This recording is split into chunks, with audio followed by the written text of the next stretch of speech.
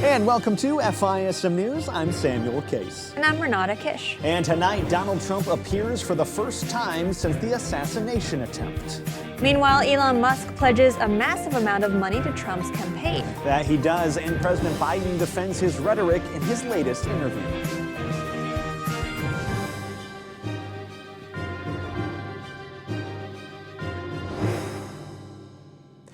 Well, as I said, Donald Trump was met with wild applause at the RNC last night, emerging with a bandaged ear for his first public appearance since the weekend's failed assassination attempt against him. Here's just a small bit of what that looked like. Welcome the next president of the United States, Donald J.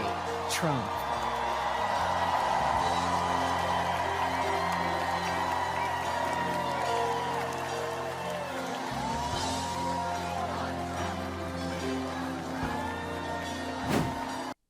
If you can hear in the background, they're chanting, "We want Trump, we want Trump." The crowd also then later erupted with chants of USA and fight, echoing Trump's very words only moments after being shot.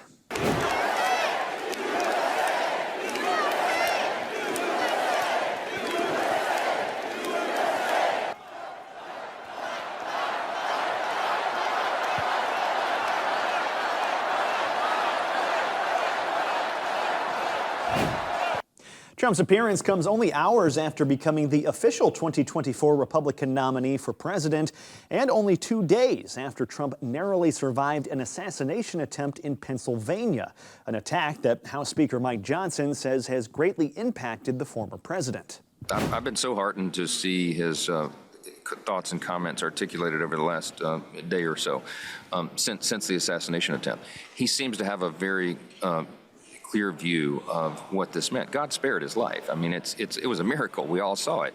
Everyone saw it. It's hard to deny. President Trump understands that. His language over the last day has been so encouraging to me. He said, effectively, God has given me a chance here, and that is to unify the country. That's his words, not mine. Trump told the Washington Examiner he's since rewritten his speech for the convention, saying, quote, "It is a chance to bring the country together. I was given that chance." Meanwhile, as promised, Trump announced his running mate for the upcoming election, and that's none other than 39-year-old Ohio Senator J.D. Vance.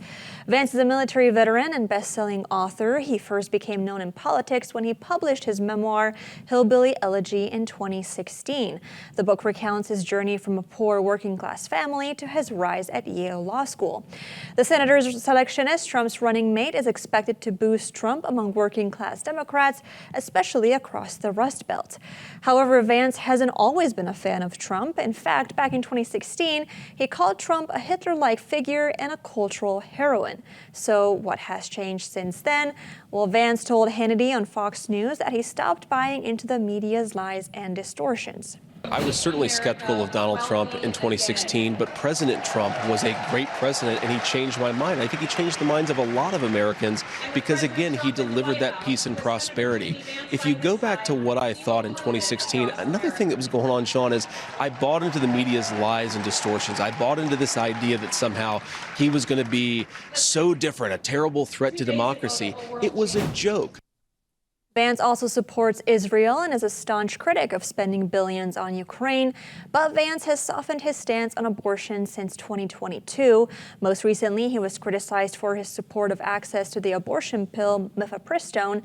However, that didn't stop pro-lifers from endorsing him because of his overall pro-life advocacy record. And this all was just part of night one at the RNC last night, which saw many speeches from prominent conservatives and Republicans, including Virginia Governor Glenn Youngkin and South Carolina Senator Tim Scott, just to name a few. But perhaps the most surprising speaker was Teamsters Union President Sean O'Brien, whose speech marked the first time his union has spoken before the RNC. Today, the Teamsters are here to say we are not beholden to anyone or any party. We will create an agenda and work with a bipartisan coalition ready to accomplish something real for the American worker. And I don't care about getting criticized. It's an honor to be the first Teamster in our 121-year history to address the Republican National Convention. O'Brien's appearance comes as the RNC continues to move in a more populist direction under Donald Trump, with O'Brien highlighting the woes of the working class Americans in his speech. I travel all across this country and meet with my members every week. You know what I see? American worker being taken for granted. Workers being sold out to big banks, big tech, corporates, and the elite. And I'm not the only one who sees this. Everyday families see it. The American people aren't stupid. They know the system is broken. O'Brien stopped short of endorsing Trump in his speech. In fact, Reuters reports that the union is considering not endorsing any candidate this election after previously endorsing Biden back in 2020. But the RNC isn't without controversy. The appearance of both OnlyFans star Amber Rose and Republican Party official Harmeet Dillon's Sikh prayer ruffled some feathers. Amber Rose is an unlikely convert to the Republican Party, as her questionable lifestyle and beliefs do not match up with conservative values.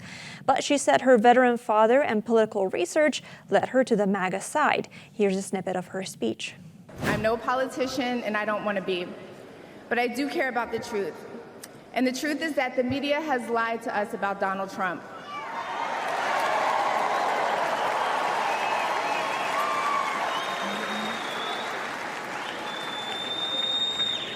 I know this because for a long time I believed those lies.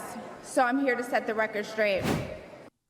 The Daily Wire's Matt Walsh criticized her, saying that her only claim to fame is having sex with rappers. He called her an embarrassment. Meanwhile, the other person to ruffle some feathers on the religious conservative side was Harmeet Dillon. Her Sikh prayer, referencing an Indian god as the one true God, didn't go well with believers. Dear Waheguru, our one true God, we thank you for creating America as a unique haven on this earth where all people are free to worship according to their faith. We seek your blessings and guidance for our beloved country. Please bless our people with wisdom as they vote in the upcoming election, and please bless with humility, honesty, skill, and integrity all those who conduct the election. One prominent Christian social media account called The Honest Youth Pastor commented that the Republican Party welcomes prayers offered to demons now. Another account said this was absolutely unacceptable, saying the Lord that created this country does not answer to that demonic name. Certainly very controversial, and especially as far as the Amber Rose thing goes. Right. I understand what they're thinking. They want to elevate her in a way because she's very popular on social media, but it really does seem odd because, as we reported here on FISM News, her values, especially with abortion and the trans issue, let alone all her sexual proclivities, are really at odds with the Republican Party. Yeah, and I think a lot of people forget, especially on the conservative side, that she is not converting to Christianity. Like, this is not her saying, you know, I want to be a Christian now. She is just saying that I like Trump and I feel safe with him, and that's basically the only reason she is voting for him. That's right. She's changed who she's voting for, but she's not really changed her values or really even her policies. It's just changing the candidate. So, yeah, strange choice indeed. Meanwhile, before we wrap up here, Elon Musk is now putting his money where his mouth is in the presidential race, and with Musk, that certainly is a lot of money. As only days after officially endorsing Donald Trump, the Wall Street Journal now says the billionaire has pledged to spend $45 million a month on a new Trump super PAC. The PAC is called America PAC, and the Journal says it's focused mainly on registering voters and persuading constituents to vote early and request mail-in ballots in swing states in an effort to counter similar get-out out the vote efforts being done by Democrats.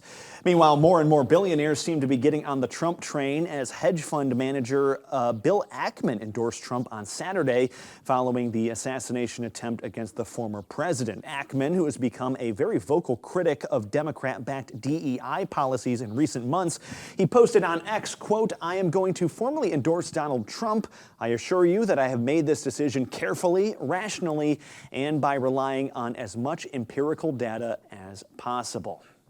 All right, and coming up next, we're going to move away from the RNC and take a look at what's going on with the DNC as President Biden sits down for his latest interview. The details on those stories and more after this short break.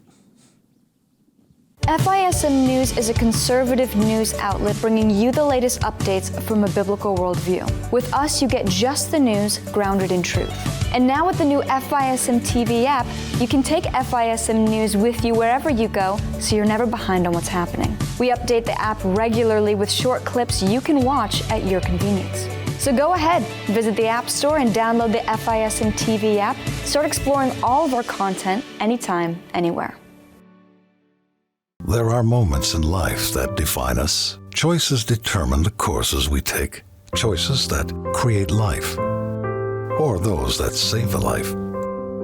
And some make life worthwhile. There are decisions to stay, or to go, to remain the same, or to grow. Sometimes we pray and make peace. Other times we take a stand for what we believe. In celebration, mourning, triumph, and defeat, we are invested in every decision we seek. Despite differences, we have one thing in common: the desire to do all for the glory of God. Keep your wallet aligned with your heart and your investments in harmony with your faith. Timothy Plan, biblically responsible mutual funds, ETFs, and retirement plans. Before investing, carefully consider a fund's investment objective, risks, charges, and expenses contained in the prospectus available at timothyplan.com. Read carefully before investing.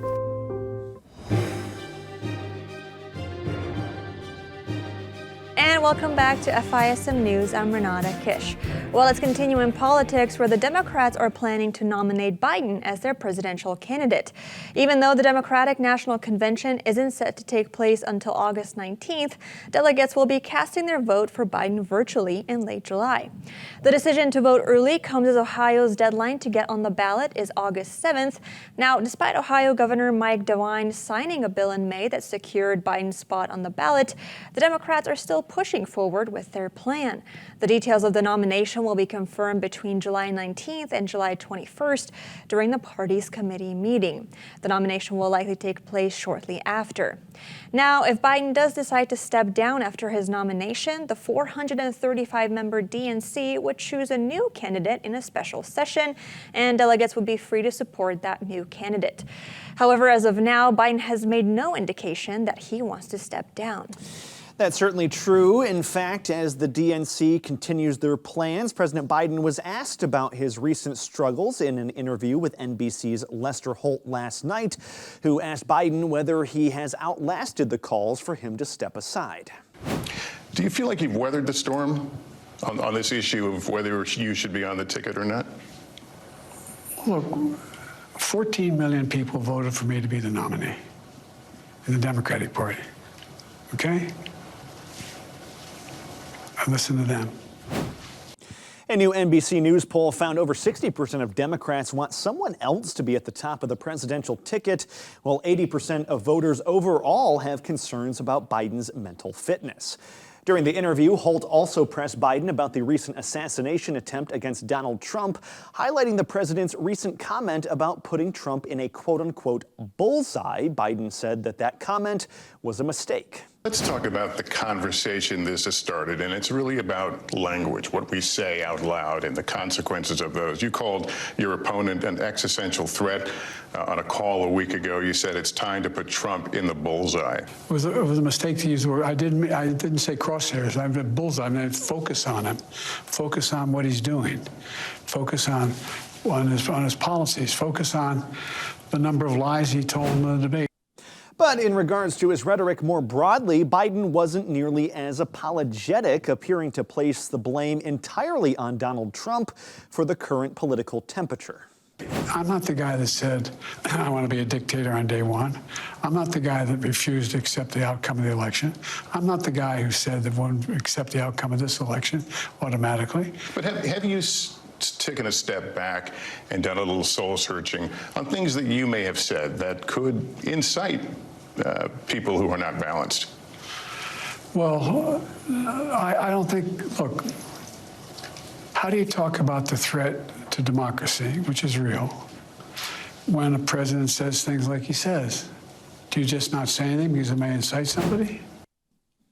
Meanwhile, Secret Service Director Kimberly Cheadle is refusing to resign after a would-be assassin almost took Trump's life. Cheadle admitted that ultimate responsibility rested in her hands. However, despite the tragic event, she said she isn't stepping down.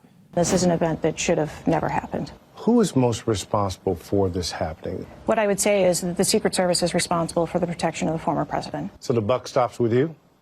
The buck stops with me. I am the director of the Secret Service. It was unacceptable, and it's something that shouldn't happen again. We're going to continue to be transparent and communicate with people. You plan to stay on, absolutely? I do plan to stay on. According to the Daily Mail, Cheadle also told ABC News that the building where the shooter was had a sloped roof, which she claimed was a safety concern for law enforcement. For that reason, the building was only secured from the inside. However, the post-millennial pointed out that the shooter had no problem climbing up on top of the roof and taking several shots at Trump and the nearby crowd. In addition, images of counter-snipers also show their location on a sloped roof. Cheadle also claimed that it was the responsibility of local law enforcement to secure the area, and the National Fraternal Order of Police released a statement in response saying that while law enforcement obviously failed to secure the roof, it was primarily the responsibility of the USSS to provide protection and security at events like Trump's rally in Butler, Pennsylvania. And following that attack, Homeland Security Secretary Alejandro Mayorkas now says that Robert F. Kennedy Jr. will finally receive Secret Service protection. In light of this weekend's events, the President has directed me to work with the Secret Service to provide protection to Robert Kennedy Jr. Kennedy had been previously denied Secret Service protection despite being a high-profile independent candidate. His campaign had made numerous requests for protection due to the assassinations of his uncle, that would be President John F. Kennedy, and his own father, Senator Robert Kennedy. The announcement came shortly after former President Donald Trump and others called for the White House to grant Secret Service protection to him. Mayorkas said the decision came from a, quote, heightened and very dynamic threat environment. And yesterday, the DOJ announced it will be appealing a ruling from a federal judge dismissing the prosecution against former President Donald Trump over his alleged mishandling of classified documents. A spokesman for the Office of Special Prosecutor Jack Smith told reporters that the dismissal of the case deviates from the uniform conclusion of all previous courts. U.S. District Judge Eileen Cannon ruled that the special prosecutor did not have the authority to prosecute the former president. She found that Smith was improperly appointed by U.S. Attorney General Merrick Garland. Cannon based her ruling on sections of the U.S. Constitution, including the appointments and the appropriations clauses. In a 93-page ruling, Cannon argued that Smith's appointment was not approved by Congress and therefore was invalid. While the ruling does not touch on the subject of the case, it came as a victory for the former president and his defense team, who had challenged the prosecution's legitimacy. All right, and up next, we shift away from politics for some updates in the Middle East. But first, let's go to Seth Udinsky for a moment in history.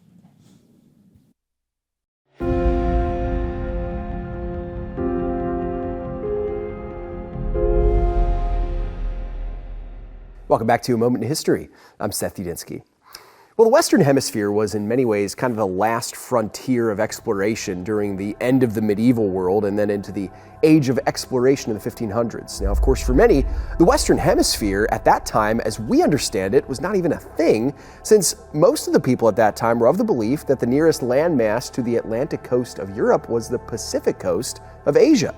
But when Christopher Columbus and many European explorers who followed him discovered a whole new continent between Western Europe and East Asia, they also discovered many ancient pagan tribes. One of these tribes, perhaps the most famous of pre-European America, was the dominant force in Central America, a mighty state that propagated the worship of a pantheon of gods and often partook in the egregious act of child sacrifice. These were the Aztecs. Now, the Aztecs had likely been a dominant force in the High Middle Ages in Mesoamerica, but their early history is really lost to us. We get a much clearer picture of their history in the year 1328 when the capital city of Tenochtitlan was founded, which stood where the current capital of Mexico, that's Mexico City, now stands today. For the next 200 years, the empire absorbed other neighboring tribes and grew to encompass several million people, with roughly 140,000 people living in its capital city at its height.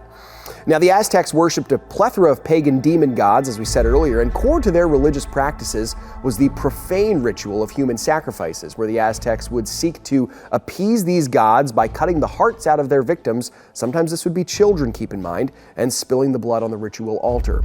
Now, unbeknownst to the Aztecs and their famed Emperor Montezuma, a band of explorers from across the sea to the east, the Spanish conquistadors, were on their way. In 1519, the Christian conquistadors, led by the Spanish warlord Hernán Cortés, waged war on the pagans. With an army of only a few hundred men up against several 100,000 Aztec warriors, Cortés and the Spaniards nonetheless still conquered the Aztecs with the help of several key allies. Now, the first ally was weaponry. The Spanish explorers, who were trained military knights as they were, also had the distinct advantage of iron swords, strong plate armor, and perhaps most important, the newly invented muskets and cannons at their disposal, while the Aztecs were very much an ancient military force, using the bow and arrow and the spear with limited protection on their bodies. Now, the second was disease, particularly smallpox. The Spaniards were largely immune to the sicknesses of Europe, while the Aztecs were not. Thousands of Aztecs were obliterated by diseases that barely harmed the conquistadors, if at all. And finally, the third ally came in the form of other tribes. The Spaniards were able to rally neighboring tribes who hated the Aztecs against the Aztecs, giving Cortés and his men a key assist on unfriendly turf. The Spaniards obliterated the Aztecs and set up a key point of the Spanish New World Empire, which would last for the next few hundred years. Thanks so much for joining me once again for a moment in history. Are you new to biblically responsible investing? As Christians, we have the responsibility to be good stewards of the money God has entrusted us with. As we invest in the market, we want to make sure that the companies we invest in aren't taking money and using it to fund industries that grieve the heart of God, like pornography, abortion, gambling, or the LGBT agenda. That doesn't mean a company must be a Christian company to be biblically responsible. It means that company is solely focused on excellence in its industry and doesn't support things that God hates. To learn more about biblically responsible investing and how you can put it to practice in your portfolio, go to financialissues.org. The mission of Financial Issues is to expose Jesus for all he is, all he means, and all that he can do. On the day I found I was pregnant, I was full of emotions and I just was so overwhelmed, and I don't know if I'm ready for this huge life-altering, changing commitment. I had individuals around me not wanting me to have this child. And somehow, and I was driving and I saw the Women's Help Center sign and I immediately turned in. That just took relief off of me. And I was like, you know what? It's gonna be okay. They gave me the confidence and the support that I needed to be able to go out and face the world. First time I held Finnegan, I just lit up with joy. I was so excited. This little boy that I had in my life, he is loving and generous. Watching him just grow and flourish into this incredible human being has just been so rewarding and so uplifting. Looking back, I don't know what I would do without him, because I needed him more than I think he needed me.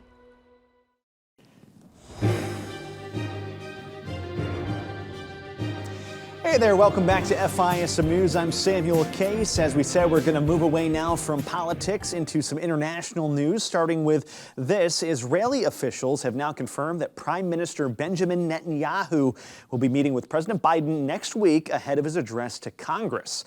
The meeting is reportedly set to take place on July 22nd. The White House has still yet to confirm or deny that a meeting will in fact take place. One White House official told the Times of Israel, quote, "The president has known Prime Minister Netanyahu for 3 decades. They will likely see each other when the prime minister is here over the course of that week, but we have nothing to announce at this time." It comes as the two leaders have not seen each other since the days following the October 7th terror attack in Israel. Meanwhile, several progressive Democrats are reportedly planning to boycott Netanyahu's upcoming congressional speech. Meanwhile, the European Union is sanctioning Israelis who they say have committed human rights abuses against Palestinians. The list includes 5 Israelis and 3 entities, including Tzav 9 or Order 9. This group routinely obstructs and sabotages humanitarian aid trucks destined for the Gaza Strip. Tzav 9 objected to similar U.S. sanctions placed last month, describing themselves as a rightful, democratic, non-violent protest. The EU is also targeting Lahava organization leader Ben Zion or Benzi Gopstein, who recently described Arabs as a cancer to be eliminated, particularly on Temple Mount. Israeli courts convicted him of inciting racism at the start of the year. Another prominent name on the EU list is Isaac Arman, who is accused of creating an unauthorized outpost in the West Bank. Both men have also been sanctioned by the U.S. as well. And while all that's going on, the Iranian-backed Houthis continue their attacks on merchant vessels in the Red Sea. They used 2 ships and a drone to attack a Panama-flagged and Israeli-owned oil tanker just yesterday. That ship defended itself for a whopping 15 minutes, and according to the captain, the initial attack was then followed by 3 waves of missiles as well. Later, they also struck a Liberian-flagged oil tanker in a separate drone attack that same day, causing some damage. Neither attack resulted in any injuries, though. The U.S. condemned the Houthis' attack yesterday for, quote, threatening the lives of third country nationals who have nothing to do with the conflict in Gaza. The rebels have so far targeted more than 70 vessels and killed 4 sailors since November. They say they will only stop their attacks once Israel withdraws from Gaza. And back in the U.S., thousands of Texans are still without power more than a week after Hurricane Beryl wrecked southeast Texas. Nearly 130,000 CenterPoint Energy customers remained without power this morning. The majority are in Harris County, leaving Houston residents struggling to stay cool as heat indexes hit the triple digits. Residents say power restoration in the area has been uneven. It's now been 9 days since the hurricane left more than 2 million without power. On Sunday, Governor Greg Abbott called for an investigation into the company's storm response. And last week's heat wave that scorched the western U.S., something we covered a lot here on FISM News, that has now moved eastward as residents in the eastern and central U.S. are being warned of extremely dangerous heat. More than 200 million people in the U.S. will see temperatures over 90 degrees this week, with over 45 million looking at temperatures in the triple digits. The extreme heat advisory includes most of the East Coast, but also is affecting the Plain States as well. You know, I was looking at my phone. It said something like 103 degrees. I was like, I want to know what that feels like. I went outside and it does not feel too good. Yeah, the West Coast heat wave is really rough. I know. All right, well, that's our program for today. Thank you so much for joining us. And please visit FISMnews.tv for more content. And while you're trying to stay cool out there, you can also check us out on social media, or you can download the FISM app. Thanks so much, and we'll see you next time.